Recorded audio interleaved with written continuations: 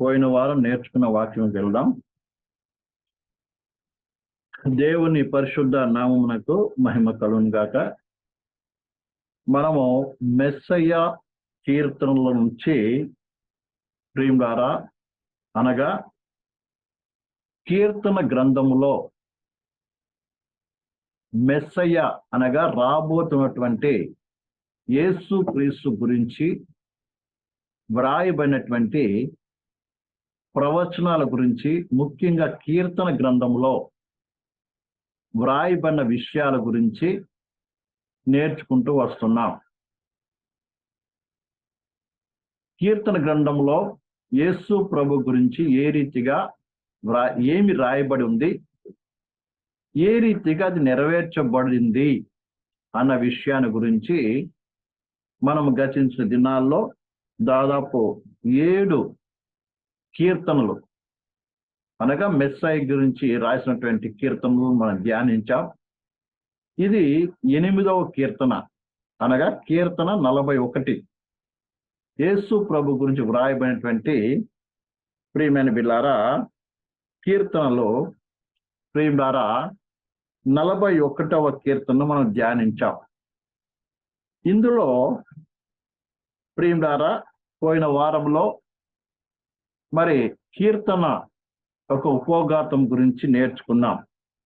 అందులో మొదటి భాగంలో ప్రియులారా దావీదు ఏ రీతిగా బీదలను కటాక్షించు వారికి ఎలాంటి ఒక ఆశీర్వాదము ఉంటుందో ప్రియులారా ఆ విషయం మొదటి నుంచి 3 వచనాల వరకు రాయబడిన మాటలు మనం చూసాం.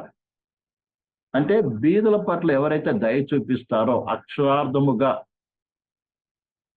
ఎవరైతే ప్రియులారా చూపిస్తారో వారి పట్ల ఎలాంటి యొక్క ఆశీర్వాదం ఉంటుంది, వారికి ఎలాంటి ఆశీర్వాదం దీవెన ఉంటుందన్న విషయాన్ని దావీదు మరి 41వ కీర్తన 1 నుంచి 3 వచనాల్లో చెప్తూ ఉన్నాడు. 4 నుంచి కూడా ప్రియమైన బిడ్డలారా మరి 4వ వచనంలో ప్రియమైన బిడ్డలారా తాను చేసిన పాపాన్ని ఏ రీతిగా ఒప్పుకొనుచున్నాడో ఆ విషయాన్ని గురించి మనం చూస్తాం. అలాగే 5వ వచనం నుంచి చూసినప్పుడు ఆయన చేసిన పాపాన్ని బట్టి అతనికి కలిగిన రోగము వచ్చి మంచంలో ఉన్నప్పుడు తన్ను చూడటానికి వచ్చినటువంటి వారు, తన బంధువులు, స్నేహితులు, తనతో పాటు భోజనం చేసినటువంటి వారు ఏ రీతిగా అతన్ని ద్వేషిస్తున్నారో, ఏ రీతిగా మరి అతని విషయంలో మాట్లాడుకుంటున్నాడో,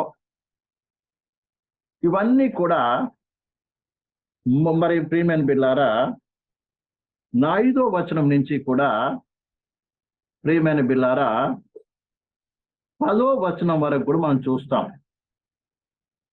10 నుంచి 13 వరకు కూడా దేవుడు ఏ రీతిగా ఎలాంటి వారిని కరుణ చూపిస్తాడు. మనం 11 చదివినట్లయితే, నా శత్రువులు నా మీద ఉండుట చూడగా నేను నీ కృష్ణుని తెలియ నాయను, నా యథార్థం బట్టి నీవు నన్ను ఉద్ధరించి ఉన్నావు, నీ సన్నిధి నిత్యము నన్ను నిలబెట్టుదువు. ఇజ్రాయెల్ దేవుడైన యెహోవా శాశ్వత కాలం నుండి శాశ్వత కాలం స్తుతింపబడును గాక. ఆమేన్, ఆమేన్. ఏ రకంగా దావీదుకు దేవుడు సహాయం చేశాడో అనగా 10వ వచనం నుంచి కూడా 13 వరకు దేవుడు మరి ఆయనకి రోగశయ్య మీద ఉన్నప్పుడు తన సొంత బంధువులు, స్నేహితులు, తనతో కలిసి భోజనం చేసినటువంటి వారు ఏ రకంగా తన గురించి మాట్లాడుకున్నారో, ఏ రకంగా వారు ఆయన గురించి, ఆయన నాశనం గురించి గుసగుసలాడుకున్నారో, ఏ రకంగా ప్రవర్తించారో ఆ విషయాన్ని చెప్తూ అలాంటి భయంకర పరిస్థితి నుంచి ఏ రీతిగా దేవుడు తప్పించాడో అని ఆయన స్తుతిస్తూ ఆరాధిస్తూ ఉన్నాడు. ఇది ఈ కీర్తన గ్రంథంలో మనం చూస్తున్న విషయం. ఇక్కడ మెస్సయ గురించి ఏమి రాయబడి ఉన్నది అంటే ప్రియులారా 41వ అధ్యాయము ప్రియులారా 9వ వచనము మనం చదువుతాం. నేను నమ్ముకొనిన నా విహితుడు నా ఇంట భోజనం చేసిన వాడు నన్ను తన్నుటకై తన మడిమెనెత్తునే. నేను నమ్ముకొనిన నా విహితుడు నా ఇంట భోజనం చేసిన వాడు నన్ను తన్నుటకై తన మడిమెనెత్తెను. ఈ వచనము యేసు ప్రభు జీవితంలో నెరవేర్చబడినట్టుగా చూస్తున్నాం. ఇది కేవలము యేసు ప్రభు జీవితంలో కాకుండా ప్రియులారా దావీదు జీవితంలో కూడా అక్షరార్థముగా నెరవేర్చబడింది. అర్థమైందండి? ఈ వాక్యము దావీదు జీవితంలో కూడా అక్షరార్థం నెరవేర్చబడింది. దావీదుకు జరిగినట్టుగానే ప్రభువైన యేసుక్రీస్తు కూడా జరిగింది. ఇది మనం బాగా అర్థం చేసుకోవాల్సిన విషయం. మనం పోయినసారి అహీతోపెలు అనేటువంటి యొక్క వ్యక్తి గురించి మనం నేర్చుకున్నాం. ఈయన ఎవరో కాదు, దావీదు యొక్క బంధువు. మరి తనతో పాటు ఎంతో నమ్మకమైన వ్యక్తి, తనకు మంత్రిగా ఉన్నట్టుగా మనం చూసాం. ఎంత నమ్మకం, ఎంతగా అతన్ని దావీదు నమ్మాడంటే, దావీదు కాకుండా అబ్షలోము కూడా నమ్మేవాడంట. ఆయన చెప్పిన ప్రతి మాట కూడా దేవుని మాటగా ఏం చేసేవారంట, అంగీకరించేవారంట. అంత నమ్మకం. ఆయన ఏదో చెప్తే దేవుడే చెప్తున్నంతగా నమ్మేవారు. అలాంటి వ్యక్తి ప్రియమైన బిడ్డలారా, అలాంటి వ్యక్తి ప్రియమైన బిడ్డలారా దావీదు శ్రమల్లో ఉన్నప్పుడు, అనగా దావీదు వ్యతిరేకంగా తన కుమారుడు లేచినప్పుడు, దావీదును చంపడానికి యెరూషలేముకు వస్తున్నప్పుడు దావీదు పారిపోయాడు. యెరూషలేము విడిచిపెట్టేసి అడవికి పారిపోయినప్పుడు దావీదు పక్షం నిలబడకుండా, అప్పటి వరకు దావీదుతో పాటు ఉన్నాడు, దావీదుకు మంత్రిగా ఉన్నాడు, దావీదుకు సలహాకారుడుగా ఉన్నాడు, ఆలోచనకర్తగా ఉన్నాడు. అదే తన బంధువు కూడా తనతో కలిసి భోజనం చేసిన వ్యక్తి ఏమయ్యాడంటే, దావీదును విడిచిపెట్టి దావీదు వెంబడి వెళ్లకుండా అబ్షలోము రాగానే ఏం చేశాడు, అబ్షలోము పక్షమున ప్రియులారా ఉన్నాడు. అది అబ్షలోము పక్షమున వహించినట్టుగా మనం చూస్తాం. ఆ విషయాన్ని మనం దీనికి పోయిన వారం చూసుకున్నాం. మళ్ళీ ఒకసారి మీకు ప్రియమైన బిల్లారా జ్ఞాపకం చేస్తాం. చూడండి, 2వ సమూయేలు గ్రంథము 15వ అధ్యాయం 31వ వచనం చదువుదాం. 2వ సమూయేలు గ్రంథము 15వ అధ్యాయము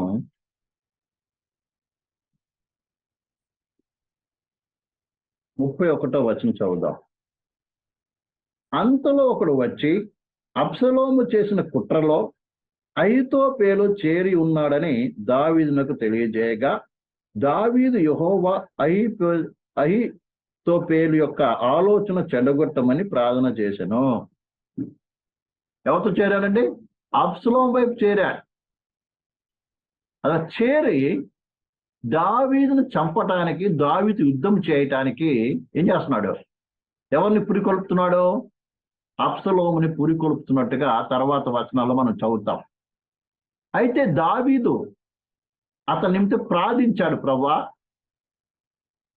అహీతోపెలు యొక్క ఆలోచన చెడగొట్టు ప్రభువా అని ప్రార్థించాడు. అదే కాకుండా తన దగ్గర నమ్మకస్తుడు ఉన్నటువంటి మరొక వ్యక్తిని ప్రియులారా ఆయన దగ్గరికి పంపించి అతని ఆలోచనను చెడగొట్టడానికి ఏం చేశాడు? పంపించినట్టుగా మనం చూస్తూ ఉంటాం. చూడండి, ఇదే 15వ అధ్యాయంలో 15, 33, 32, 32 నుంచి చదువుదాం. 2వ సమూయేలు గ్రంథము 15వ అధ్యాయం 32 నుంచి చదువుదాం. దేవుని ఆరాధించు స్థలం ఒకటి ఆ కొండ మీద ఉండేను. వారు అచ్చట రాగా అర్కీయుడైన ఊసై పై వస్త్రం చింపుకొని తల మీద ధూళి పోసుకొని వచ్చి రాజును దర్శనము చేసెను. రాజు, నీవు నాతో కూడా వచ్చిన యెడల నాకు భారముగా ఉండువు. నీవు పట్టణముకు తిరిగిపోయి, రాజా, ఇంతవరకు నీ తండ్రికి నేను సేవ చేసినట్లు ఇకను నీకు సేవ చేద్దని అబ్షాలోముతో చెప్పిన యెడల నీవు నా పక్షమున వాడై ఉండి అహీతోపెలు యొక్క ఆలోచన చెడగొట్టగలవు. ఇక్కడ దావీదు తన దగ్గర వచ్చిన ఒక వ్యక్తి, ఆయన కూడా ఒక మంత్రి, ఒక ఆలోచనకర్త. ఆయన దావీదు దగ్గరికి వచ్చేసాడు, ఏడ్చుకుంటూ వచ్చేసాడు. కానీ దావీదు ఏమంటే, నువ్వు నాతో పాటు రావద్దు, నువ్వు వెళ్ళి అబ్షాలోము దగ్గర ఉండి అబ్షాలోము పక్షమున ఏం చేయి, నువ్వు ఉన్నట్టుగా ఉండి నా కొరకు ఏం చేయాలి, నువ్వు పని చెయ్యాలి, చేసి అహీతోపెలు యొక్క ఆలోచన ఏం చేయి, నువ్వు చెడగొట్టాలి అని చెప్పి హూషైని ఏం చేశాడు, పంపించాడు. ఆ తర్వాత ప్రియులారా, అహీతోపెలు చెప్పిన ఆలోచన ప్రియులారా అబ్షాలోము ప్రియులారా మరి వినకపోవటం బట్టి, హూషై యొక్క ఆలోచన నమ్మిన దాన్ని బట్టి అహీతోపెలు ఏం చేశాడంటే వెళ్ళి తన్ను తాను ఉరేసుకొని చచ్చిపోయాడు. అర్థమైందండి? ఆ విషయాన్ని కూడా మనం చదువుతాం అందులోనే. ప్రియులారా, 2వ సమూయేలు గ్రంథం 17వ అధ్యాయం 23వ వచనం. అహీతోపెలు తాను చెప్పిన ఆలోచన జరగకపోవట చూచి గాడిద గంతము కట్టి ఎక్కి తన ఊరునున్న తన ఇంటికి పోయి తన ఇల్లు చక్కబెట్టుకొని ఉరి పోసుకొని చనిపోయెను. జనులు అతని తండ్రి సమాధి యందు అతన్ని పాతిపెట్టిరి. ఎప్పుడైతే ఈయన ఆలోచన నెరవేర్చబడలేదో ఈ అహీతోపెలు ఏం చేస్తాడంటే తన ఇంటికి వెళ్ళి ఏం చేశాడంట, తన ఇల్లు చక్కబెట్టుకొని, అంటే అన్ని లెక్కలన్నీ సర్ది అన్ని చేసేసి ఏం చేశాడు, ఊరి వేసుకొని చచ్చిపోయాడు. ఇదే రీతిగానే మన ప్రభువైన యేసు క్రీస్తు నమ్మినటువంటి ఒక వ్యక్తి ఎవరంటే ఇస్కరియోతు యూదా. మనందరికి తెలుసు ఇస్కరియోతు యూదా. మనం అనేక వచనాల్లో మనం చూస్తాం ఇస్కరియోతు యూదా గురించి. ఇక్కడ గమనించవలసిన విషయం ఏంటంటే, యేసు ప్రభు ఈ లోకంలో ఉన్నప్పుడు, శరీరధారికి ఉన్నప్పుడు 12 మందిని శిష్యులు చేసుకున్నాడు. అర్థమైందండి? 12 మంది శిష్యుని చేసుకున్నాడు. అందులో ఇస్కరియోతు యూదా గురించి కీర్తన గ్రంథం దాదాపు 3 కీర్తనల్లో ఆయన గురించి వ్రాయబడి ఉందండి. ఎవరి గురించి తెలుసా? ఇస్కరియోతు యూదా గురించి రాయబడి ఉంది. విన్నారా? మరి ఎవరి గురించి రాయబడలేదండి, ఎవరి గురించి వ్రాయబడలేదు. అక్కడ కొన్ని వచనాలు చూస్తాం, కానీ ప్రియులారా ఇస్కరియోతు యూదా గురించి క్లియర్గా వ్రాయబడి ఉంది. అది ఆ కీర్తనలోకి వచ్చినప్పుడు మీకు బిట్టుగా చూపిస్తాను. ఈ దినమున ఇస్కరియోతు యూదాకి ఏం పేరు ప్రియమైనలారా, అహీతోపెల్ కి సరిగ్గా సరితూగుతుంది. అహీతోపెల్ ఏ రీతిగా అయితే ప్రియమైన పిల్లారా నమ్మకస్తుడో, లేకుంటే దావీదు యొక్క మంత్రి వర్గంలో ఏ రీతిగా సభ్యుడో, అదే రీతిగా ఇస్కరియోతు యూదా కూడా ప్రియులారా యేసు ప్రభువుకు శిష్యుల్లో 12 మందిలో ఒక వ్యక్తిగా ఉన్నాడు. చూడండి, దేవుని వాక్యం నుంచి పాయింట్ వైజ్గా నేర్చుకున్న ఒకటి. నంబర్ 1 ప్రియులారా, మనము ఆ అహీతోపెలు మనసులో పెట్టుకొని ఈ యొక్క ఇస్కరియోతు యూదాను ఏం చేద్దాం, మనము ప్రియమైన పిల్లారా కంపేర్ చేసి మనం చదవబోతున్నాం. ప్రియులారా, అందులో మొట్టమొదటి చూడండి, మత్తయి సువార్త 26వ అధ్యాయం 47వ వచనం. ఆయన ఇంకనూ మాట్లాడుచుండగా 12 మందిలో ఒకడు యూదా వచ్చెను. వానితో కూడా బహుజన సమూహము కత్తులు గుదియాలు పట్టుకొని ప్రధాన యాజకుని నుండి ప్రజల పెద్దల యొద్ద నుండి వచ్చెను.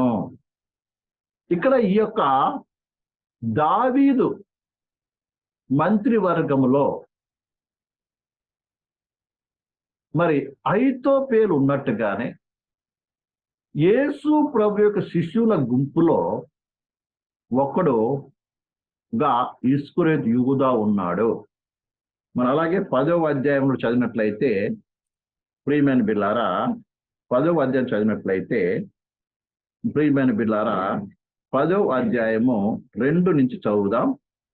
ఆ 12 మంది అపోస్తుల పేర్లు ఏమనగా, మొదట పేతురు అనబడిన సిమోను, అతని సహోదరుడు ఆంద్రేయ, జెబెదయి కుమారుడగు యాకోబు, అతని సహోదరుడు యోహాను, ఫిలిప్పు, బర్తలోమియా, తోమా, సుంకరి అయిన మత్తయి, అల్ఫయి కుమారుడైన యాకోబు, తద్దయి అను మారు పేరుగల లెబ్బయి, కానానీయుడైన సిమోను, ఆయనను అప్పగించిన ఇస్కరియోతు యూదా. అంటే యేసు ప్రభు యొక్క శిష్యుల గుంపులో, అనగా 12 మంది అపోస్తులలో ఈయన కూడా ఒక వ్యక్తిగా ఉన్నాడు. అర్థమైందండి? ఒక వ్యక్తిగా ఉన్నాడు. ఇది మనం గమనించాలి. మీరు మార్కు 14:43లో, లూకా 22:47లో, అపోస్తులుగా 1:17లో కూడా చూడొచ్చు ఈ మాటలు. అయితే ఈయన ఒక సామాన్యమైన వ్యక్తి. ఈయన తండ్రి పేరు ఏంటంటే సిమోను. సిమోను అనేటువంటి వ్యక్తి. ఈయన తండ్రి పేరు ఏం పేరు? సిమోను అని. చూడండి, యోహాను సువార్త 6:71లో మనం చదివినప్పుడు సిమోను అని రాయబడి ఉంటుంది. ఎవరి తండ్రి? ఇస్కరియోతు యూదా యొక్క తండ్రి. అంటే సామాన్యమైనటువంటి మానవుని యొక్క కుమారుడైన. అర్థమవుతుందండి? అలాంటి వ్యక్తిని దేవుడు ఏం చేశాడు? ఇతన్ని తన శిష్యుడిగా ఏర్పాటు చేసుకున్నాడు. అర్థమైందండి? దేవుడు కేవలం గొప్పవారినే కాదు, చదువుకున్న వాళ్ళని కాదు, చదువు లేనివారిని కాదు, బీదలని కాదు, అందరిలో నుంచి అందరిని దేవుడు ఏం చేస్తాడు? ఏర్పాటు చేసుకుంటాడు. మనం 12 మంది అపోస్తులు చూసినప్పుడు కొంతమంది చేపలు పట్టేటువంటి వారు, అర్థమవుతుందండి ప్రియులారా, కొంతమంది గవర్నమెంట్ జాబ్ చేస్తున్నటువంటి వారు. మత్తయిని చూసినట్లయితే ఎవరైనా గవర్నమెంట్ జాబ్ చేస్తున్నాడు, ఇన్కమ్ ట్యాక్స్ ఆఫీసర్గా చేస్తున్నాడు. ఒకరిని చూస్తే సుంకం వసూలు చేసే వ్యక్తి. ప్రియులారా, ఇంకా కొంతమంది యూదా ఇస్కరియోతు గురించి మన చరిత్ర చదివినప్పుడు ఈయన ఒక తిరుగుబాటు గుంపులో ఉన్నటువంటి ఒక మెంబర్గా కూడా చెప్తూ ఉంటారు. ఆ దినాల్లో రోమీలకు వ్యతిరేకంగా యూదులు తిరుగుబాటు చేస్తుండేటువంటి వారు. ఎందుకంటే యూదులు ఎప్పుడు కూడా అన్య జనులను వారి మీద అధికారం చేయటానికి ఇష్టపడరు. అర్థమవుతుందండి? ఎప్పుడు కూడా స్వతంత్రత కోరుకునే వ్యక్తులు. రోమా రాజ్యము కింద ఉండటం మనకి ఇష్టం లేదు కాబట్టి ఆ దినం రకరకాల గుంపులు లేచి రోమిలకు వ్యతిరేకంగా తిరుగుబాటు చేసేటువంటి వారు. ఆ గుంపులో ఉన్న వ్యక్తే ఈ ఇస్కరియోతు యూదా అని కూడా అంటారు. అయితే ఎప్పుడైతే పబ్లిక్ ఫాలో అయ్యారో, యేసు ప్రభుని అనేక మంది వెంబడించడం ప్రారంభమైందో, అప్పుడు ఈయనే అసలు నాయకుడు, ఈయన అసలైన రాజు, ఈయన వెంబడించాలని ఏం చేశాడు? హృదయపూర్వకంగా ప్రభుకి అప్పగించుకొని ప్రభుని వెంబడించడం ప్రారంభించాడు. ప్రభు అతను ఏం చేశాడు? శిష్యుడిగా ఎన్నిక చేసుకున్నాడు. ఈ విషయాన్ని మనం అందరం బాగా అర్థం చేసుకోవాలి. అయితే ఇస్కరియోత్ అనేది ఒక స్థలం పేరు, లేక కేరీత్ అనేటువంటి ప్లేస్ పేరు అన్నమాట. ఇస్కరియోత్ అనేది తన యొక్క స్థలం పేరు, ఊరి పేరు అనుకోండి. అర్థమైందండి? కాబట్టి ఇస్కరియోత్ అంటే అర్థం ఏంటిదంటే ప్రియులారా, కూలివాడు లేక అంతకుడు అని కూడా అర్థం వస్తుంది. కూలివాడు, అంతకుడు అని అర్థం వస్తుంది. యూదా అంటే మన అందరికీ స్తుతి. యూదా అంటే ఏంటిదండి? స్తుతి. బాగా అర్థం చేసుకోవాలి. పేరు యూదానే, కానీ ప్రియులారా అర్థమైందండి, తన యొక్క ఇంటి పేరు కలిపినప్పుడు ఈ వ్యక్తి ఏమవుతుందో తెలుసా, ఒక కూలివాడుగాను హంతకుడుగా అనేటువంటి అర్థం ఇస్తుంది. బహుశా ఆయన నివసించే స్థలము ప్రియులారా అలాంటి యొక్క స్థితితో సంబంధం కలిగింది కావచ్చు. ఏదేమైనా ప్రియులారా తాను నివసిస్తున్నటువంటి స్థలాన్ని బట్టి వాళ్ళ స్వభావాలు కూడా ఆ రీతిగా కొన్నిసార్లు ఏర్పడుతూ ఉంటుంది. మనందరికీ బాగా తెలుసు, మనం అనేకసార్లు వింటూ ఉంటాం. కొన్ని ఊరు ప్రజలను కావచ్చు, కొన్ని స్థలాలను బట్టి ఆ మనుషులను ఏం చేస్తాం, భయపడుతూ ఉంటాం. ఉదాహరణకి వరంగల్, కరీంనగర్ అనగానే అక్కడ ఉన్నటువంటి వారందరూ ఎవరు, ఇప్పుడు లేదనుకోండి, నక్సలైట్స్ అండి అంటూ ఉంటారు.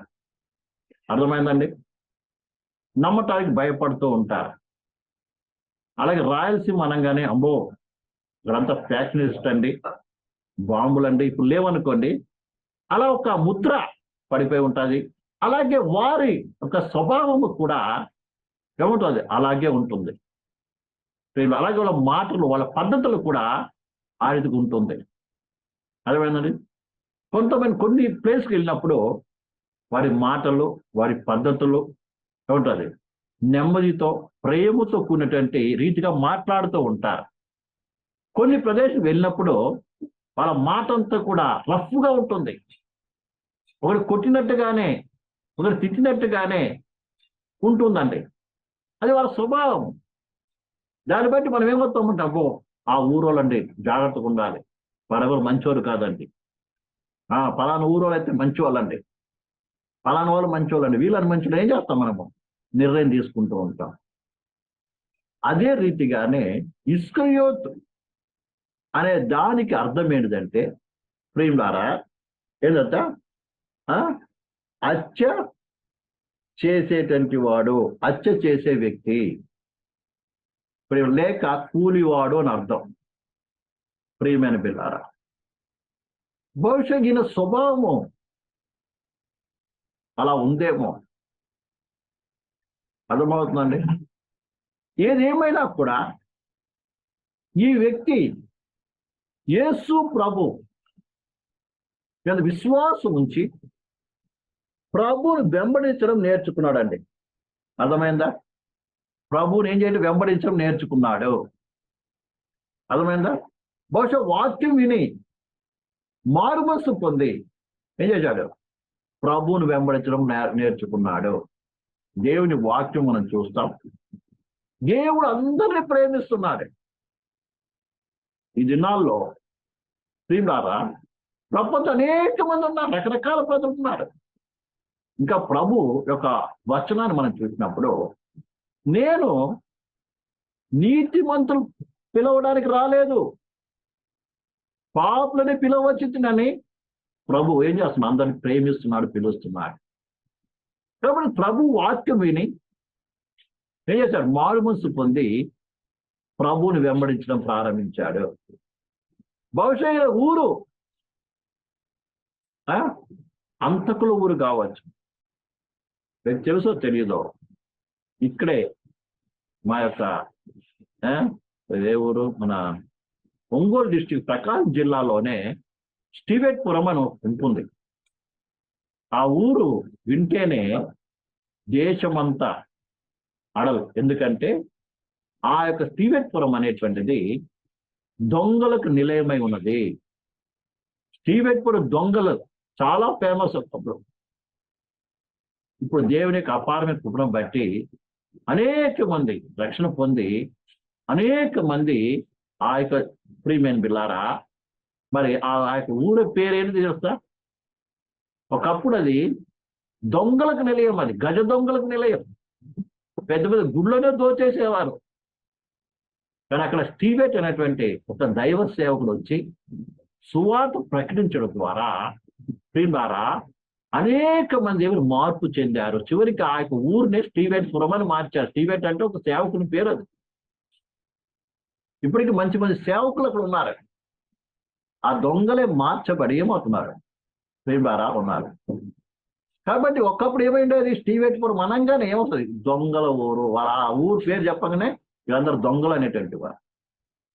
ఏదేమైనప్పటికీ దేవుని సువార్త ఆ గ్రామానికి వచ్చింది, ఆ ఊరికి వచ్చింది. ఈ దినం ఏమైపోయింది? అందరూ మార్చబడి రక్షణ పొంది దేవుని సేవిస్తున్న వారు ఉన్నారు. ఆ రీతికి ఇస్రాయేల్ యూదా కూడా ప్రియమైన బిడ్డలారా ఏమైంది? ప్రియమైన బిడ్డలారా, యేసు ప్రభువు సువార్త విని ఏం చేశాడు? మారు మనసు పొంది రక్షింపబడి ఏం చేశాడు? ప్రభువును వెంబడించడం ప్రారంభించాడు. ఇలా వెంబడించినప్పుడు ప్రభు ఏం చేశాడు? అతన్ని పిలిచాడండి. అర్థమైందా? వీళ్ళు ఏం చేశాడు? పిలిచాడు. దేవుని వాక్యం మనం చూసినప్పుడు మార్కు సువార్త 3వ అధ్యాయము 13, 14 వచనం చదువుదాం. మార్కు సువార్త 3వ అధ్యాయము 13, 14. ఆయన కొండ ఎక్కి తనకిష్టమైన వారిని పిలువగా వారు ఆయన యొద్దకు వచ్చిరి. వారు తనతో కూడా ఉండుటకు, దెయ్యములు వెళ్ళగొడుటకు అధికారము గలవారై సువార్త ప్రకటించుటకు వారిని పంపవలనని ఆయన 12 మందిని నియమించెను. వారు ఎవరనగా ఆయన పేతురు అని పేరు పెట్టిన సిమోను, జెబెదయి కుమారుడు యాకోబు, అతని సహోదరుడు యోహాను. వీరిద్దరు ఆయన బోయనెరడి వారు అని పేరు పెట్టెను. బోయ నెరస్సు అనగా ఉరిమెడు వారని అర్థము. ఆంద్రేయి, ఫిలిప్పు, బర్తలోమి, మత్తయి, తోమా, అల్ఫయి కుమారుడు యాకోబు, తద్దయి, కనానుడి అన్న సిమోను, ఆయనను అప్పగించిన ఇస్కరియోతు యూదా అనువారు. అంటే ప్రియులారా, దేవుడు అనగా ప్రభువైన యేసు క్రీస్తు ఏం చేశాడంట? తనకి ఇష్టమైందంట, ఇష్టమైన వారిని పిలిచాడంట. అంటే దాని అర్థం ఏంటి? ఇస్కరియోతు యూదా కూడా ఆయనకి ఇష్టమైన వాడుగా ఉన్నాడు. ఎవరంటే దేవునికి ఇష్టం తెలుసా మీకు అందరికీ? ఎవరైతే విశ్వాసం కలిగి ఉంటారో వాళ్ళు దేవునికి ఇష్టలు. మీరు చదివినట్లయితే విశ్వాసం లేకుండా దేవునికి ఇష్టం ఉంటే అసాధ్యమని దేవుని వాక్యం చెప్తుంది. అర్థమైందా? కాబట్టి దేవుని నమ్మే వ్యక్తి ఎవరు? ఈ యొక్క ఇస్కరియోతు యూదా. ఆయన విశ్వాసం ఉంచిన వ్యక్తి, దేవుని మనస్సుకు ఇష్టమైన వ్యక్తి, యేసయ్యకి ఇష్టమైన వ్యక్తి. కాబట్టి ఆయన ఏం చేశాడు? ఇస్కరియోతు యూదాను పిలిచి ఏర్పాటు చేసుకున్నాడు. అహీతోపెలు దావీదుకు ఎంత ఇష్టమైన వాడై ఉంటే తన మంత్రివర్గంలో ఏం చేశాడు? తీసుకున్నాడండి. ఎంత నమ్మకం ఉంటే ఆయన మాట దేవుని మాటగా నమ్మేటువంటి వాడు. ఈ విషయాన్ని బాగా అర్థం చేసుకోవాలి. కాబట్టి రెండో విషయం ఏం తెలుసా ప్రియులారా? ఇస్రాయేలు యూదా ఎవరు తెలుసా? దేవుని చేత పిలువబడిన వ్యక్తి. మత్తయి సువార్త 14లో మనం చదువుతాం. లూకా 6:13 కూడా చదువుతాం ప్రియులారా. తర్వాత రెండవది యోహాను సువార్త 17:2 చదువుదాం. యోహాను సువార్త 17:2.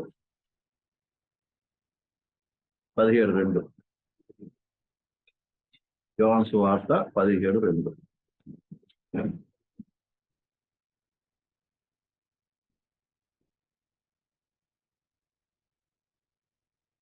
యోహాను సువార్త 17:2.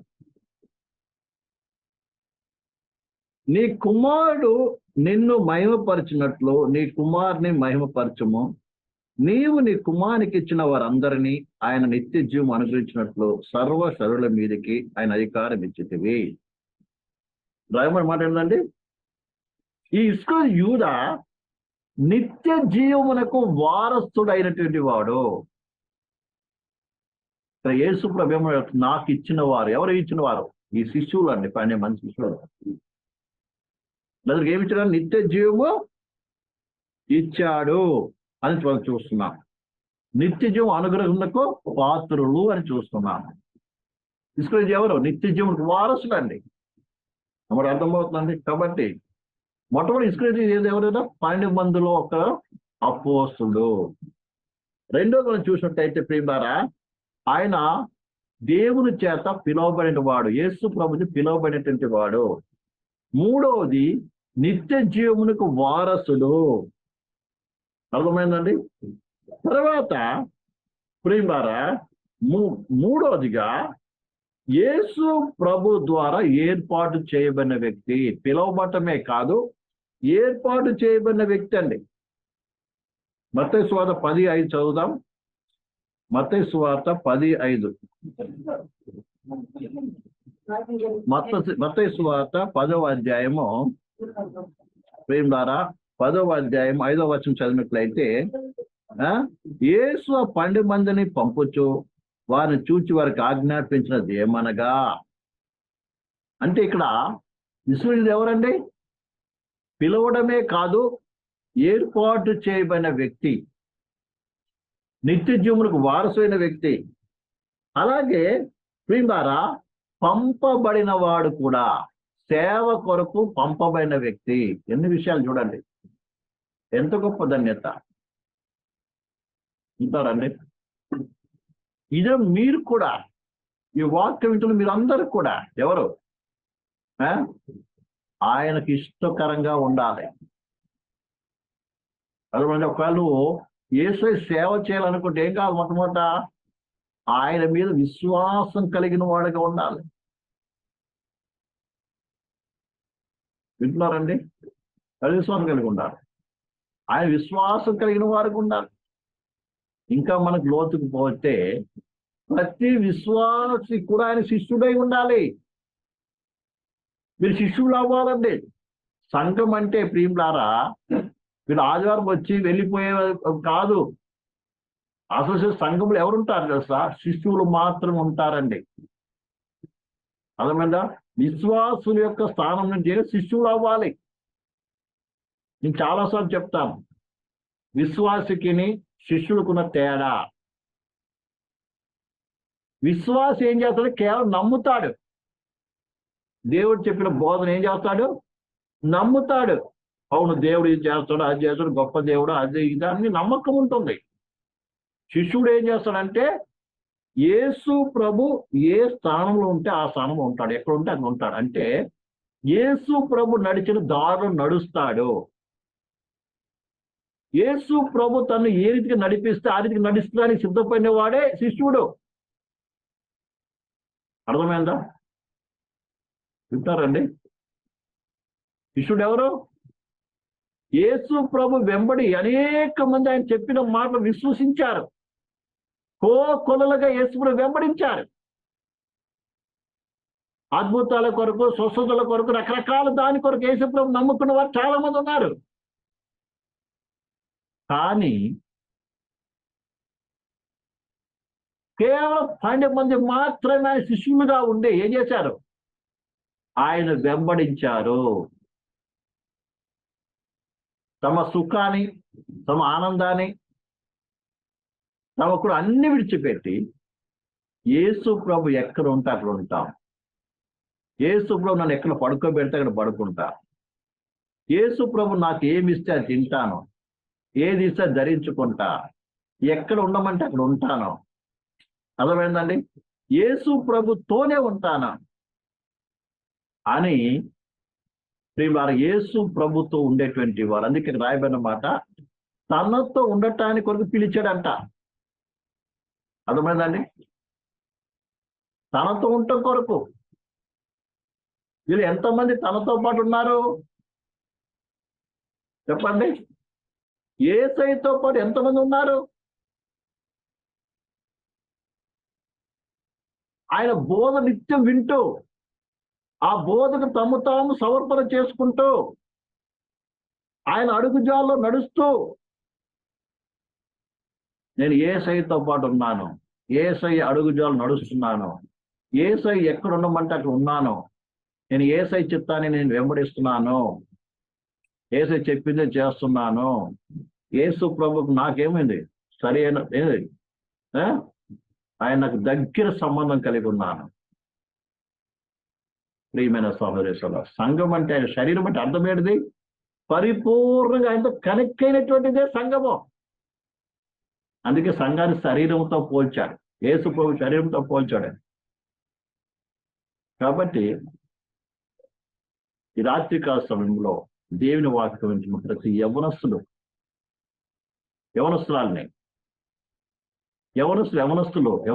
పరిశీలించుకోవాలి. ఏంటంటే నేను విశ్వాసిగా ఉన్నానా, శిష్యునిగా ఉన్నానా? అర్థమైందండి? విశ్వాసిగా ఉండడం అంటే ప్రియుడా, అవును యేసు దేవుడు అని నమ్ముతున్నాను, నేను మారుమనసు పొంది బ్యాప్టిజం పొందాను, రోజు ప్రార్థన కోసం ఆరాధన కోసం అన్ని చేస్తున్నాను. మిగతా రోజులంతా కూడా ఏంటి? మన ఇచ్చలను అనుసరించి, మన కోరికలు అనుసరించి, లేకుంటే మనకు కావలసిన గురించి, మన అవసరత గురించి నిత్యము ప్రార్థన చేస్తూ మనకు అనుకూలమైన రీతిగా ఏం చేయడం? జీవించడం. అర్థమైందండి? అవకాశం ఉంటే ప్రార్థన చేస్తాం, ప్రతికూలమైతే ప్రార్థన మానేస్తాం. నేను చెప్పబోయే విషయం ఏంటంటే ప్రియం ద్వారా మనకు అనుకూలంగా ఉంటే ప్రభువుని వెంబడిస్తాం. చిన్న కష్టము శ్రమ వచ్చేటట్టు కనబడితే మనం ఏం చేద్దాం? ఆగిపోతాం. అన్ని ఏం కోరు? మనం అనుకున్నట్టుగా జరగాలనుకుంటాం, దాని కొరకే ప్రార్థిస్తాం. ప్రతికూల పరిస్థితి వస్తే ఏమవుతాం? దేవుని వాక్యం తప్పిపోతాం, ఉపదేశం తప్పిపోతాం, పక్కదారి పట్టేస్తాం. ప్రియమైన సహోదరుల, ఇది విశ్వాస జీవితం. శిష్యుడు అలా కాదండి. యేసు కూడా ముందు పెట్టుకొని ఆయనకు అడుగు వేస్తూ ఏం చేస్తాడు? ప్రయాణం చేస్తాడు. తిండి కరువు రాని, బట్టల కరువు రాని, ఇంకే కరువు రాని, నిందలు రాని, అవమానాలు రాని, ఏదని రాని, అర్థమైందా? యేసు ప్రభు వెంబడి వెళ్ళిపోతా ఉంటాడు. ప్రాణం పోయినా సరే యేసు ప్రభు వెంబడి ఉంటానని. అలాగే మీరు ఉద్యోగాలు మానేయమనిగా చదువు మానేయ కాదు, అసలు దేవుడు చెప్తే మానేయ, తప్పేం కాదు. ఉద్యోగాలు చేస్తూ కూడా ప్రభువుని వెంబడించవచ్చు, శిష్యుడిగా ఉండవచ్చు. అది దేవుని చిత్తం అయితే, దేవుడు నిన్ను ఎక్కడ ఏ రీతిగా వాడుకుంటాడో ఆ రీతిగా వాడుకోవడానికి నువ్వు సిద్ధంగా ఉండాలి. నువ్వు ఏ స్థలంలో ఉన్నా, నువ్వు ఏ ఉద్యోగంలో ఉన్నా, ఏ చదువుతున్నా, అక్కడ మొదటి దేవుడు ఏసైకి మించి ఏది కాదు. అవసరం వచ్చినప్పుడు లాభకరమైనది కూడా ఏమో నష్టముగా ఎంచుకుంటావు. ప్రభుకు సాక్షిగా ఉంటావు. యేసు ప్రభుని చూపించేదండి. నువ్వు ఎక్కడున్నా, ఏ స్థలం ఉన్నా ఎవరిని చూపించాలి? యేసు ప్రభు శిశువులో ఏసైని చూపించాలి, ఏసైని ప్రకటించాలి. ఏసైని లోపల చూపించే వారే నిజమైన శిశువులు. అది దాని కొరకు ఎంత శ్రమైనా, కష్టమైనా, బాధ అయినా, అవమానమైనా, నష్టమైనా, చివరికి ప్రాణాలు ఇవ్వాల్సి వస్తే కూడా ప్రాణాలు ఇవ్వడానికి సిద్ధంగా ఉంటారు. దాని పరిశుద్ధ గ్రంథం మనం అనేక మంది భక్తులను చూస్తూ ఉంటాం. ఏసేపు ఉద్యోగం చేస్తాం, బానిస. చాలా మంది నాకు అనుకూలంగా ఉంటే నీ సాక్షిగా ఉంటాం అనుకుంటాం. అర్థమైందండి? ఆయన ఒక బానిస, కానీ ఆ బానిసంలోనే ఎవరు చూపించాడు? దేవుని చూపించగలిగాడు. అక్కడ జైల్లో ఉన్న యేసుని చూపించగలిగాడు, ఎక్కడున్నా యేసుని చూపించగలిగాడు. అర్థమైందా? చాలా నాకు అట్లయితే నేను యేసు ప్రభుని మహింపరచగలను, ఇట్లయితే యేసుని మహింపరచగలను, ఇట్లయితే నా వల్ల కుదురుతుంది, ఇట్లయితే నా వల్ల కుదురుతుంది అంటున్నారు చాలా మంది. నేను ఇక్కడైతే దేవుని మహింపరచలేను, నేను ఇక్కడైతే దేవుని గణపరచలేను, ఇక్కడ సాక్షి ఉండలేను, అక్కడ సాక్షి ఉండలేను. ప్రియమైన సహోదరి సహోదరా, దేవుడు నిన్ను ఉంచాడంటే ఆ స్థలంలో నువ్వేం చేయాలి? దేవునికి సాక్షిగా దేవుని చూపించబడదు.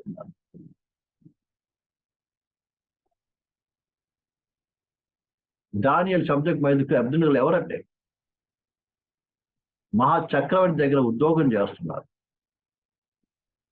ఉద్యోగం రాకముందు ట్రైనింగ్ లో అలాగే ఉన్నారు, ఉద్యోగం వచ్చిన తర్వాత కూడా అలాగే ఉన్నారు, చదివేటప్పుడు అలాగే ఉన్నారు, చదువు వచ్చిన తర్వాత ఉద్యోగం వచ్చిన తర్వాత కూడా అలాగే ఉన్నారు. కానీ వారి జీవితంలో ఏం తెలుసా? దేవుని ఆజ్ఞలు కట్ల గైకొనటమే ముఖ్య అంశం. దానికంటే ఎక్కువగా వారి ప్రాణాలు గొప్పదిగా ఎంచలేదు, వాళ్ళు ఆహారం గొప్పదిగా ఎంచలేదు, వస్త్రాలు గొప్పదిగా ఎంచలేదు, వెండి బంగారం గొప్పదిగా ఎంచలేదు. చివరికి ప్రాణాలు కూడా గొప్పగా ఎంచలేదు. వారని శిష్యులు కేవలం యేసుప్రభు వెంబడి వెళ్ళిపోయే కాదు. అందరూ మాలాగా లేదండి ఉద్యోగాలు మానే సేవ చేయాలని ఉద్దేశం కాదు. దేవుడు నిన్ను ఎందుకు పిలుస్తున్నాడో, నీ పట్ల దేవుని ఉద్దేశం ఏంటి అని గ్రహించి ఆ ప్రకారం స్పష్టముగా నడవాలి. ప్రియమైన బిడ్డలారా, శబ్దకు మేషేకు అబ్దెనగో మంచి గవర్నమెంట్ జాబ్ చేస్తున్నారు, కానీ దేవుని కొరకు నిలబడవలసిన సమయం వచ్చింది. అయ్యో మేము అందరితో పాటు మేము మొక్కకపోతే మా ఉద్యోగాలు పోతాయి, మా ప్రాణాలు పోతాయని వాళ్ళు భయపడలేదండి. అవమానపరచబడతామని ఏం లేదు, వారు అనుకోలేదు. ఏం చేస్తారు వాళ్ళు? మా ఉద్యోగాలు ముఖ్యం కాదు, మా ఉద్యోగాలు గొప్పది కాదు, మా ప్రాణాలు అంతకన్నా గొప్పది కాదు, మాకు మా దేవుడే ముఖ్యం. కానీ దేవుడికి నిలబడ్డారు. అందుకన్నారు రాజుగారు చక్రవర్తి ఆ సింహాసనం మీద కూర్చొని అడుగుతున్నాడు వాళ్ళని. వాళ్ళు ప్రశ్న వేసి ఒకటంట, నీకు జవాబు చెప్పాల్సిన చింత మాకు లేదు. చింతే లేదండి. ఇదిలో మనము ఉన్న స్థలంలో కావచ్చు, చదువుకునే స్థలంలో కావచ్చు, ఉద్యోగం చేసే స్థలంలో కావచ్చు, చిన్న సమస్య వస్తేనే మయమవుతాం. కింద మీద అయిపోతాం, ఉల్టా పల్టా అయిపోతాం. ప్రియమైన పిల్లలు, అలా అయితే ప్రయోజనం లేదు. నిజమైన శిష్యుడు ఏమై ఉంటుంది? ఎప్పుడు ఒక స్థిరమైనటువంటి నిధి కలిగి ఉండాలి. నువ్వెవరవో, ఏ స్థానమో, ఏ పరిస్థితులు, ఏ రీతిగా నువ్వు నిలబడాలో అది ఎరిగి ఉండాలని. ఇక్కడ ఇస్కరియోతు యూదా ఏమిటి? యేసయ్య శిష్యుడు ఉంటానికి ఏమైనా ఏర్పాటు చేయబడిన వ్యక్తి ఈయన, నిత్య జీవునికి వారసైన వ్యక్తి ఈయన, దేవుని ఏర్పాటు చేయబడిన వ్యక్తి ఈయన. అలాగే సువార్త ప్రకటించడానికి ప్రియులారా పంపబడిన వ్యక్తిగా ఉన్నాడు. చూడండి అపోస్తుల కార్యంలో ప్రియమైన పిల్లారా 1వ అధ్యాయం 16వ వచనం నుంచి చదువుదాం. అపోస్తుల కార్యము 1వ అధ్యాయము 1వ అపోస్తుల కార్యంలో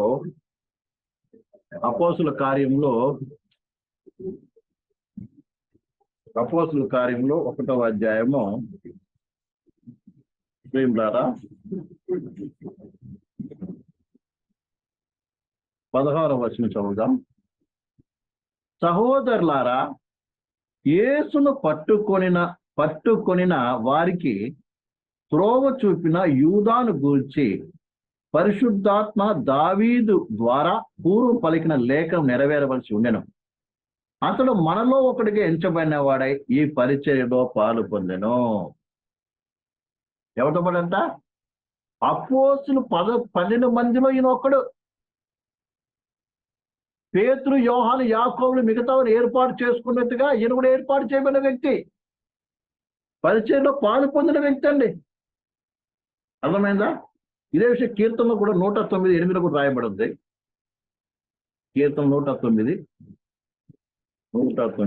7వ వచనం చదువుదాం. కీర్తనలు 109 8వ వచనం. వాని జీవిత దినములో కొద్ది వగును గాక, వాని ఉద్యోగము వేరొకడు తీసుకొనును గాక. ఉద్యోగముడు ఇవ్వబడింది. ఏంటి ఉద్యోగం అండి? సువార్త ప్రకటించే ఉద్యోగము. అర్థమైందా? సువార్త ప్రకటించే ఉద్యోగము. అర్థమైందండి? సువార్త ప్రకటించే ఉద్యోగం ఇవ్వబడింది ఎవరికి? ఇస్రాయేలు యూదాకి. ఐతోపియాలకు ఒక ఉద్యోగం ఇవ్వబడినట్టుగానే ఇస్రాయేలు యూదా కూడా ఒక ఉద్యోగం ఇవ్వబడింది. అదే సువార్త ప్రకటించే ఉద్యోగం. అర్థమైందండి? అందుకంటే మనతో పాటు ఏం కలిగారు ఈయన? మనతో పాటు పరిచర్యలో పాలు పొందిన వ్యక్తి. అంటే అపోస్తులు 12 మందితో పాటు ఏం లేదు, పరిచర్యలో పాలు పొందిన వ్యక్తిగా చూస్తున్నారు. అలాగే మత్తయి 10:16 ప్రకారము 10:16 చదువుదాం. మత్తయి 10:16 ప్రకారము, ప్రియమైన బిల్లారా, ఇదిగో తోడేళ్ల మధ్య గొర్రెపిల్ల పంపినట్టు నేను పంపుచున్నాను గనుక పావురం వల్ల వివేకమును పావురం నిష్కబ్ద కలిగి ఉండుడి. పావురం ఏం కలిగి ఉండాలంట? నిష్కపటత కలిగి ఉండండి. అర్థమైందండి? దేవుడు తన జ్ఞానముతో నింపాడు, వారి జ్ఞానంతో నడుచుకోమని ఏం చేసి పంపించాడు ప్రేమండి. ఈ విషయం బాగా అర్థం చేసుకోవాలి. తర్వాత ఈయనకి సువార్త ప్రకటించే అధికారం ఇచ్చాడు దేవుడు. అలాగే వాక్యం బోధించే అధికారం ఇచ్చాడు, స్వస్థపరిచే అధికారం ఇచ్చాడు. అర్థమైందండి? అలాగే ఈ పని అంతట్లో కూడా ఏం చేశాడు? ఎంతో నమ్మకంగా చేసి వచ్చాడండి. ఏ పని అప్పగించాడో ఆ పని అంతా ఏం చేశాడు? చేసి వచ్చాడు. అర్థమైందండి? కాబట్టి మార్కు సువార్త 6వ అధ్యాయం చదువుదాం. మార్కు 6వ అధ్యాయంలో ఈ మాట రాయబడింది. 6వ అధ్యాయము చూడండి, 7వ వచనము చదువుదాం. ఆయన 12 శిష్యులను తన ఎద్దకు పిలిచి వారి ఇద్దరిద్దరిని పంపుచు అపవిత్రాత్మ మీద వారికి అధికారం ఇచ్చి ప్రయాణము కొరకు చేతికర్ర తప్ప రొట్టెలైనను జాలినైన సంచిలో సొమ్మైన తీసుకొనక చెప్పులు తొడుగుకొనుడనియు 2 అంగీలు వేసుకునవద్దని ఆజ్ఞాపించెను. వీళ్ళందరూ ఏం చేశారు? పంపించాడు. 30వ వచనం వచ్చి, ప్రియమైన 30వ వచనం చదివినట్టు, అంతటా అపోస్తులు యేసునొద్దకు కూడి వచ్చి తాము చేసినవన్నీ బోధించినవన్నీ ఆయనకు తెలియజేసిరి. వెళ్ళి ఇద్దరిద్దరు వెళ్ళారు. వెళ్ళి యేసు ప్రభు ఏం చెయ్యమన్నాడో, ఏం చేయమన్నాడు? దెయ్యాలను ఎలగొట్టమన్నాడు. అర్థమైందండి? అలాగే రోగులు స్వస్థపరచమన్నాడు. చూడండి, మత్తయి సువార్త చదివినట్టు క్లియర్ గా ఉంటుంది ఇక్కడ. మత్తయి సువార్త 10వ అధ్యాయము ప్రియమైన బిల్లారా 8వ వచనం చదువుదాం. రోగులను స్వస్థపరచుడి, చనిపోయిన వారిని లేపుడి, కుష్టు రోగులు శుద్ధులుగా చేయుడి, దయ్యములు వెళ్ళగొట్టుడి, ఉచితముగా పొందినది ఉచితముగా తీయుడి. ఇక్కడ దేవుడు మొట్టమొదటి ఏం చేశాడు వ్యవస్థ ప్రియులారా? అధికారం ఇచ్చి పంపిస్తున్నాడు. ఏ పని చేయమన్నాడు? రోగులు స్వస్థపరచమన్నాడు, చనిపోయిన వారు లేపమన్నాడు, కుష్టు రోగులు శుద్ధులుగా చేయమన్నాడు, దయ్యములు వెళ్ళగొట్టుడి అన్నాడు. ఉచితముగా పొందిన ఉచితముగా ఇవ్వండి, డబ్బు తీసుకొని కాదు. అదే కాకుండా ప్రియులారా, మీ సంచులలో బంగారమైన వెండినైన రాగినైన ప్రయాణం కొరకు జాలినైనను 2 అంగీలైనను చెప్పులనైనను చేతికరైన సిద్ధ పరచు కొనుడి. ఏమేనమాట? మీ సంచులలో బంగారంనైనను వెండినైనను రాగినైనను ప్రయాణము కొరకు జాలినైన 2 అంగీలైనను చెప్పులనైనను చేతికర నైనను సిద్ధపరచు కొనకుడి. ఏం చూపిస్తాడు ఇక్కడ? విశ్వాసముతో పరిచయం చేయమని చెప్తున్నాడు ఇక్కడ. ఏం తీసుకోపోవద్దు మీరు, వెండి బంగారు తీసుకోపోవద్దు, 2 అంగీలు కూడా ఉండొద్దు అంటున్నాడు. అర్థమైందండి? ఏం చేస్తున్నాడు? విశ్వాస పరిచయం గురించి నేర్పిస్తున్నాడు అక్కడ. అధికారం కలగాలంటే ఏం చేయాలి తెలుసా? విశ్వాసంతో జీవించడం నేర్చుకోవాలి. అర్థమైందా? అంత అనుకూలంగా ఉంటే సేవ చేసేది కాదు. సేవ అంటే మామూలు విషయం కాదండి. అన్ని విడిచిపెట్టి ఏం చేయాలి? రావాలి. మొట్టమొదటి ఏంటిది? దేవుని ఆజ్ఞను పాటించాలి. వెళ్ళు అంటే ఏం చేయాలి తెలుసా? వెళ్ళిపోవాలి, ఇంక చూసేది లేదు. అలాగే బస్సు ఉందా, కారు ఉందా, డబ్బులు ఉన్నాయి జేబులో, అక్కడ పోతే నన్ను చూసుకుంటారా, ఇక్కడికి పోతే నాకు దొరుకుతుందని ఇవన్నీ ఆలోచించాలి. పొమ్మలని అంత వెళ్ళిపోవాలంతే. అది అసలు శిశువైన విశ్వాస పరిచర్య. మనందరూ అబ్రహాము కుమారులు అంటాం కదండి కదా. కేవలం సేవకుల గురించి చెప్పట్లేదు ఇక్కడ. అందరు కూడా ఎవరు? అబ్రహాము సంతానం. ఆయన ఎవరు? విశ్వాసులకు తండ్రి. మరి అబ్రహాము కూడా విశ్వాసం నీకుందా? ఉందా? అబ్రహాం రమ్మంటే వచ్చేసాడండి. మరి ఇద్దరు రమ్మంటే రాగలవు? నువ్వు రాగలవా? ప్రియులారా, రెండో ఆలోచన చేయలేదు.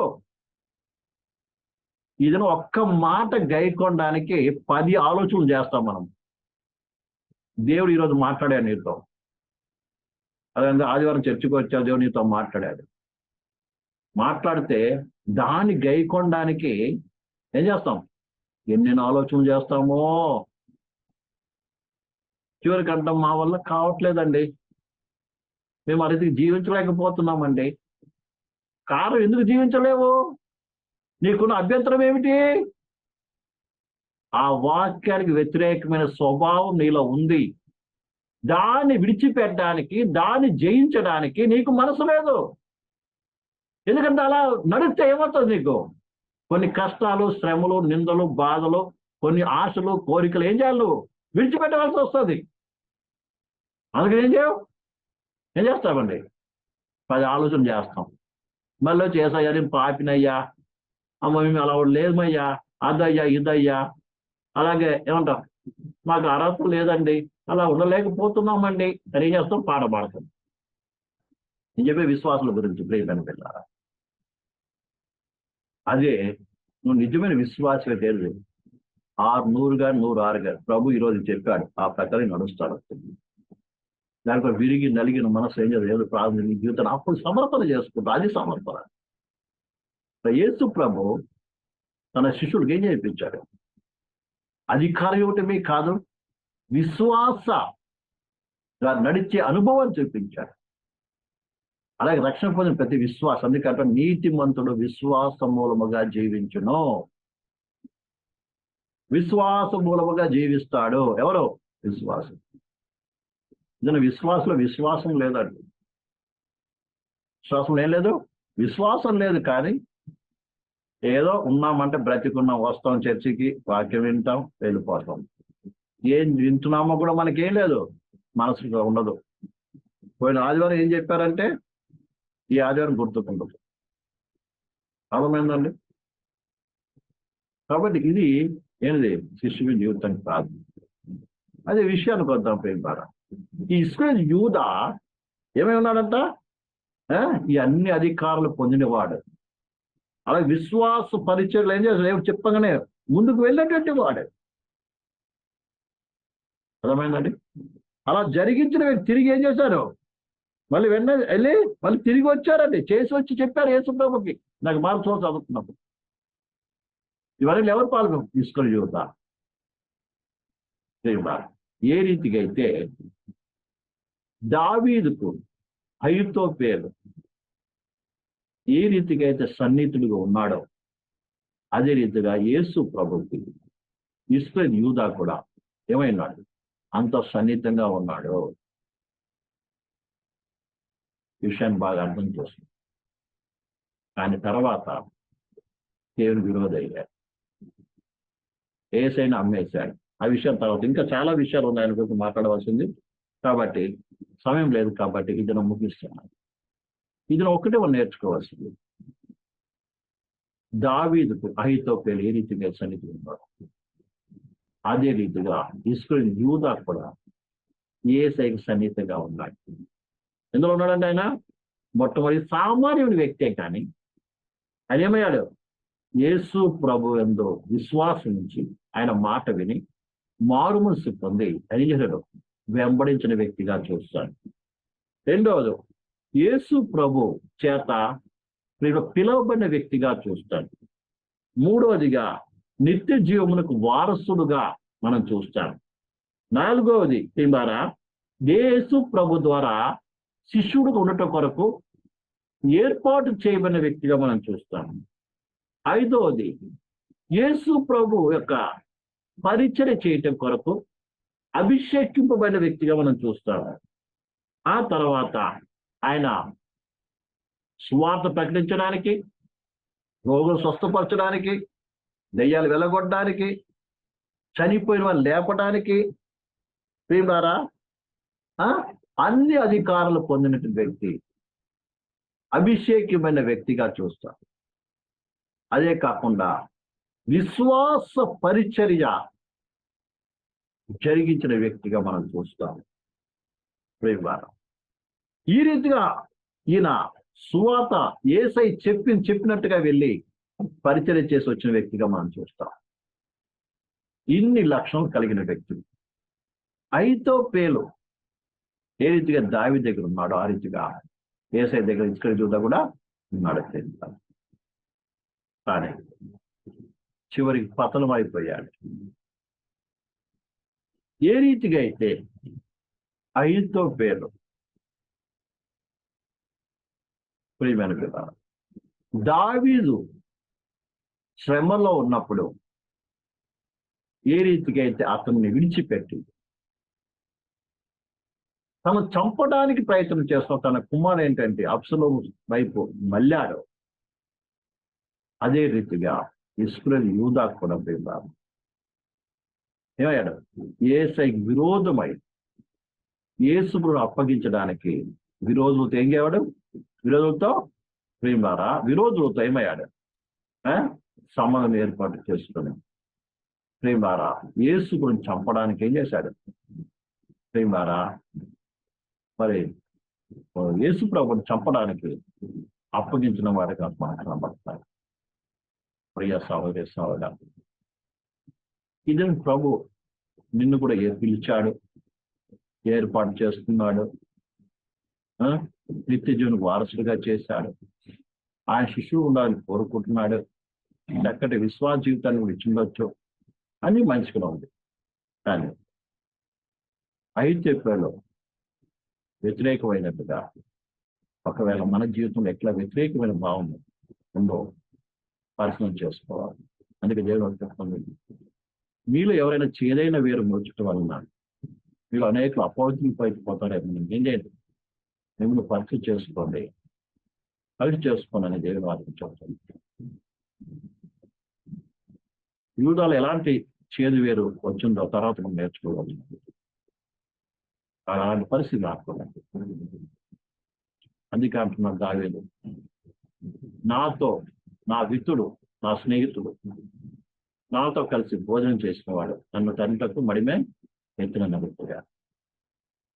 ప్రియమైన సహోదరి సహోదరు, మనం ఒకవేళ అలాంటి స్థితి కలుగుతుందేమో. ఎందుకంటే ఎంతో మంది విశ్వాసం తొలగిపోయేటువంటి పరిస్థితి ఇది ఉంది.